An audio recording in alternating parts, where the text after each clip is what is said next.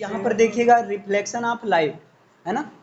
तो ये जो है, हाँ ये चीज़ आपका इम्पॉर्टेंट है, इस चीज़ को याद रखिएगा क्योंकि क्वेश्चन ये पूछा गया है कि रिफ्लेक्शन ऑफ लाइट डिफिनेशन से ज़्यादा पूछा गया है laws of reflection of light, यानी कि प्रकाश के परावर्तन की परिभाषा से ज़्यादा पूछा गया है इसके नियम कितने हैं, ये चीज़ पूछा गया है।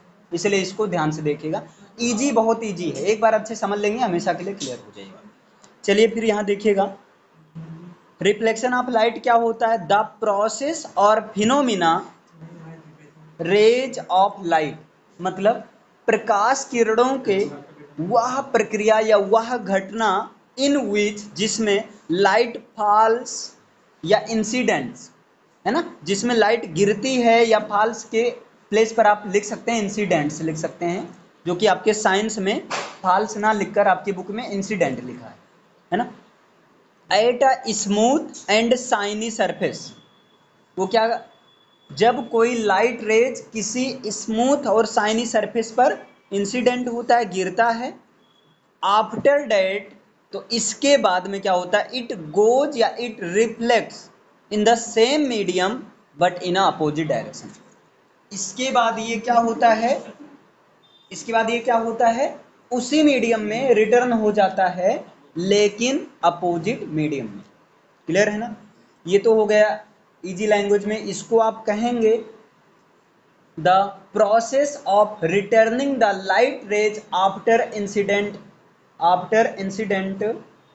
At the any shiny and smooth surface of the light rays is called reflection of light. मतलब प्रकाश किरणों का किसी चमकदार सतह पर गिरकर वापस उसी माध्यम में विपरीत दिशा में जाने की घटना को प्रकाश का परावर्तन कहते हैं। अब इस चीज को यहाँ फिगर से दिखाया गया है, जैसे कि एक इंसिडेंट रे है और यहाँ पर एरो से आप समझिएगा, इंसिडेंट रे इस स्मूथ सरफेस पर क्या हो रही है, फॉल कर रही है, इंसिडेंट हो रही है, इसलिए इसका नाम हो गया इंसिडेंट रे, आपतित किरण। और देखिए जिस पॉइंट पर गिरता है उस पॉइंट को कहा जाता है पॉइंट ऑफ इंसिडेंस, और यहाँ से क्या हो रहा है, फिर रिफ्लेक्ट हो रही है, यानी कि अपोजिट डायरेक्शन में जा रही है, और जिसको रिफ्लेक्ट हो रही है इसलिए इसका नाम क्या हो गया, रिफ्लेक्टेड रे। और अगर पॉइंट ऑफ इंसिडेंस पर, जिस बिंदु जहां पर ये इंसिडेंट रे फॉल्स हुई हैं, उस पॉइंट पर एक परपेंडिकुलर लाइन ड्रा कर दिया जाए तो ऐसी लाइन को कहते हैं, क्या कहते हैं, नॉर्मल कहते हैं।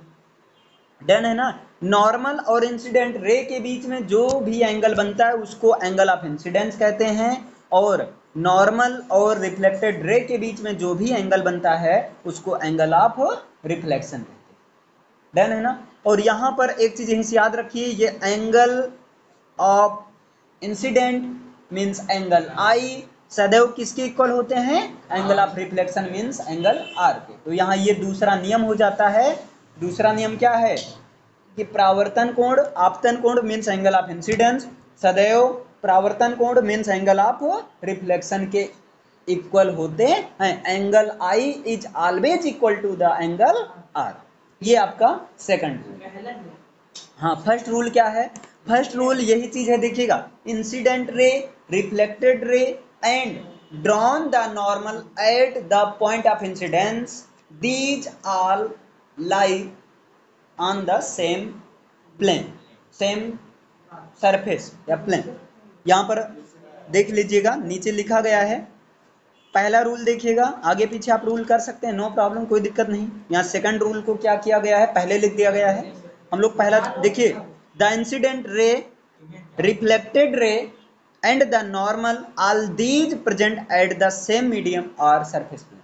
मतलब इंसिडेंट रे आपतित किरण, रिफ्लेक्टेड रे जो रिफ्लेक्ट हो रही थी परावर्तित किरण, एंड द नॉर्मल और अभिलंब, ऑल दीज ये सारे क्या होते हैं, प्रेजेंट उपस्थित होते हैं, आप कर सकते हैं लाई मतलब रहते हैं, एट द सेम मीडियम या सेम सरफेस प्लेन, एक ही तल में एक ही मीडियम में उपस्थित होते हैं। डन है ना।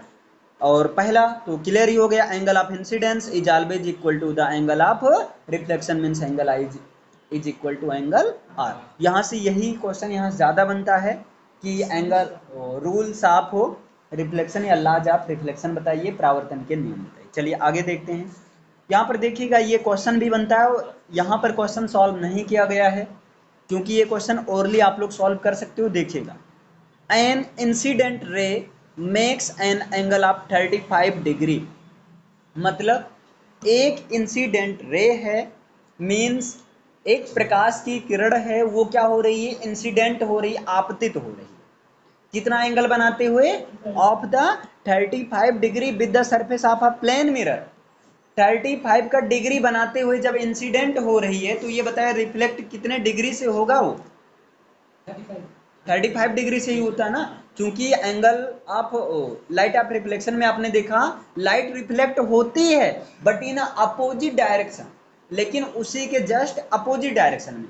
अगर 35 से एंटर किए तो 35 से वो, तो यहाँ पर यहाँ पूछा है what is the angle of reflection, तो एंगल ऑफ रिफ्लेक्शन का वैल्यू क्या होगा, तो एंगल ऑफ इंसिडेंट का वैल्यू है, आई का वैल्यू 35, आई का वैल्यू आर के इक्वल होगा, तो angle of reflection means angle r का वैल्यू कितना हो जाएगा, 35 डिग्री हो जाएगा। डन है ना। अब आगे देखिएगा, यहाँ पर आ जाते हैं मिरर।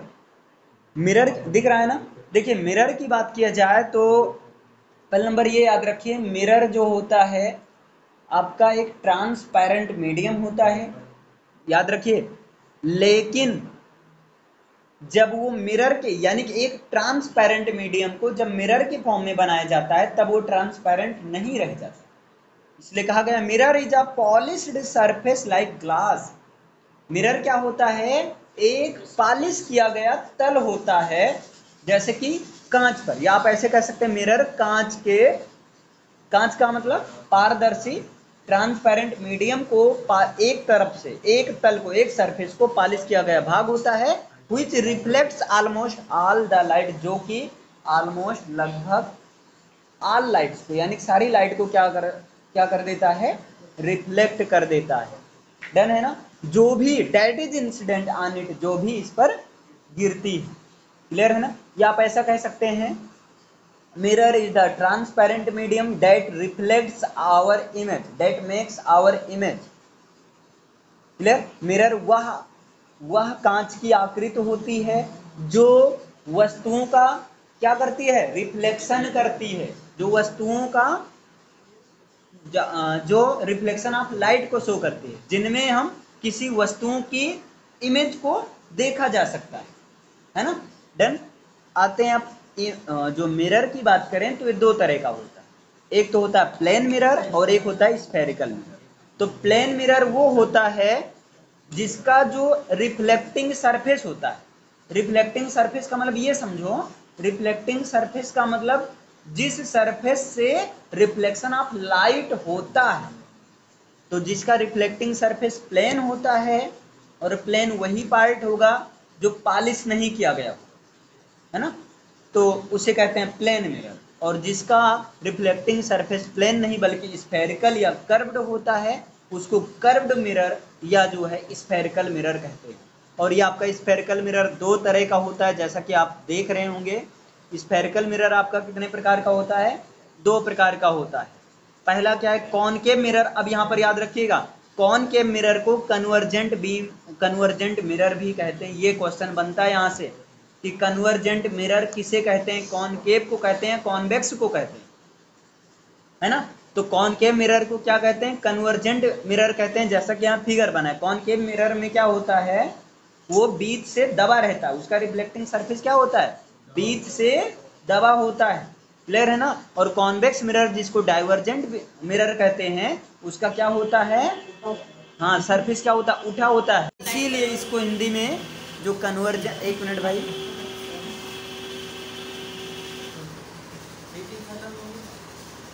एक मिनट रुकिए, बस कनेक्ट हो जाने दीजिए।